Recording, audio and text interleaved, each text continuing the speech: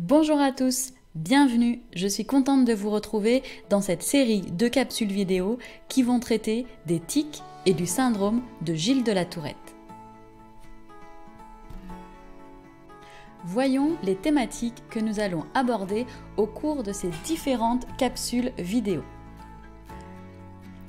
Tout d'abord, nous allons commencer par des vidéos qui vont traiter des connaissances actuelles les plus récentes au sujet des tics et du syndrome de Gilles de la Tourette.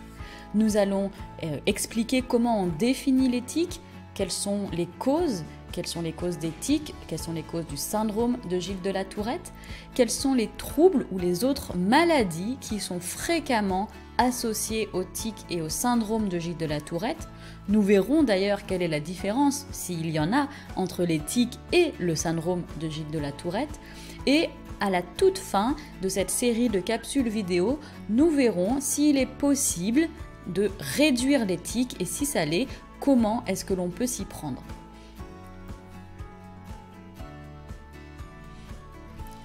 Nous allons tout de suite rentrer dans le vif du sujet et je vais introduire cette série de capsules vidéo avec une présentation brève de l'histoire des tics et du syndrome de Gilles de la Tourette et des neuromythes qui sont fréquemment associés aux tics et au syndrome de Gilles de la Tourette. L'abréviation de syndrome de Gilles de la Tourette est SGT, donc vous m'entendrez dire régulièrement le mot SGT pour parler du syndrome de Gilles de la Tourette. Ce diagnostic, parce que c'est un diagnostic, le tic ou le SGT est très rare, notamment avant les années 1980-1980. Mais le fait que je souhaite en parler aujourd'hui, c'est parce qu'il est encore rare de voir des personnes qui présentent ou qui se font diagnostiquer un syndrome de Gilles de la Tourette. Comme nous le verrons plus tard, très souvent, c'est d'autres diagnostics comme le TDAH ou comme le trouble du spectre de l'autisme ou l'anxiété, la dépression qui vont être diagnostiqués plutôt que des tics ou un syndrome de Gilles de la Tourette. Donc comme je le disais, ce diagnostic, avant 1980 est encore plus rare qu'aujourd'hui, au point où des médecins tels qu'un chirurgien canadien qui s'appelle Morton Doran n'a eu conscience que très tardivement qu'il souffrait de SGT. Donc un médecin lui-même qui a rencontré des difficultés à son propre diagnostic. Ce trouble de tic ou de SGT a été décrit par Georges Gilles de la Tourette en 1885 et au début, les causes que l'on attribuait à ces mouvements désordonnés, on reviendra vraiment sur la définition précise tout à l'heure, étaient des causes uniquement psychologiques.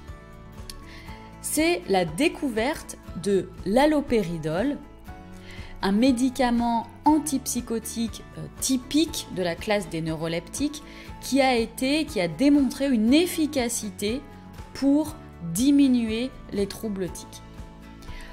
Aujourd'hui, le SGT est considéré comme un désordre neurocomportemental à caractère nettement organique, mais dont la symptomatologie, le tableau clinique, reste à la frontière entre la neurologie et la psychiatrie.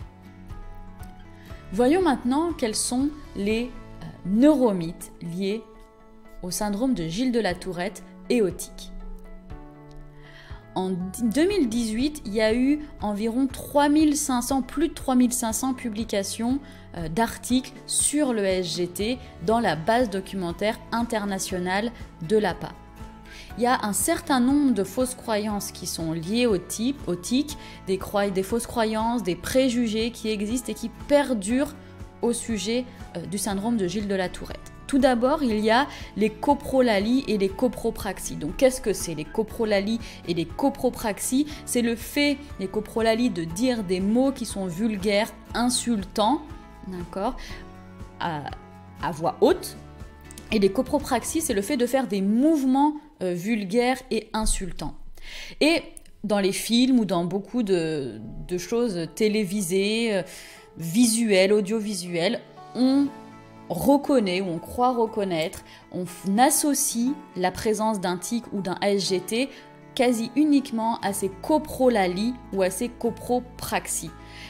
Et en fait, en réalité, ces coprolalies et ces copropraxies ne sont pas des critères pour le diagnostic. En plus de ça, il y a 85% des personnes qui ont un tic ou des syndromes de Gilles de la Tourette qui n'ont pas de copropraxie ou de coprolalie.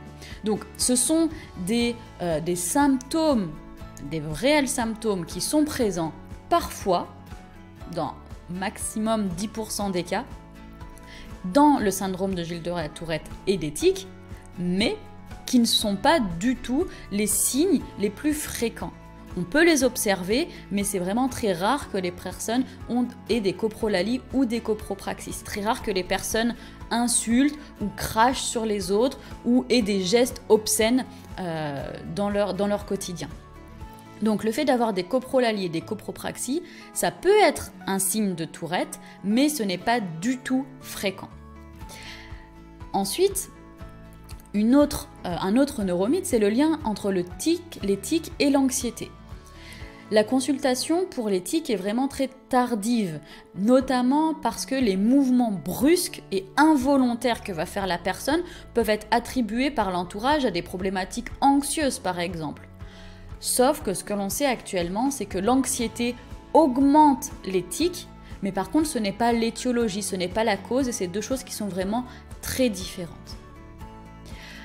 Troisième neuromythe, celui de la capacité à contrôler ses tics. En réalité, la personne ne peut pas vraiment contrôler ses tics. On va rentrer dans le détail. L'entourage peut penser que la personne contrôle ses tics, mais ce n'est pas le cas. En fait, à certains moments, la personne va pouvoir exercer un certain contrôle sur le tic et le problème, c'est qu'on impute la manifestation du tic à un geste volontaire. Or, le tic n'est en aucun cas un geste volontaire. C'est un trouble qui n'est que partiellement volontaire dans le sens où la personne va pouvoir, pendant un certain moment, pendant un certain instant, inhiber le tic et donc ne pas le faire, mais cela au prix d'un effort très très important. Neuromythe suivant, le tic peut disparaître avant qu'un nouveau tic apparaisse ailleurs. En fait, la fluctuation est plutôt une règle dans les tics. Ça fait penser que le tic est volontaire encore une fois, mais pas du tout. La fluctuation des tics est une particularité typique dans le syndrome de Gilles de la Tourette, c'est une particularité des tics, et les tics classiquement vont se déplacer dans le corps, on va le voir plus en détail dans d'autres vidéos, ils vont se déplacer dans le corps fréquemment et on va pouvoir avoir un tic au niveau du haut du corps et puis plus tard au niveau du bas du corps où les deux, la fluctuation dans leur apparition est typique. Et enfin, les tics peuvent apparaître en rafale, mais ce comportement est incontrôlable, il n'empêche pas toutefois d'exercer un contrôle sur d'autres aspects de la vie, mais ces tics peuvent, dans certains cas, apparaître vraiment de manière très très importante dans un plus ou moins court laps de temps.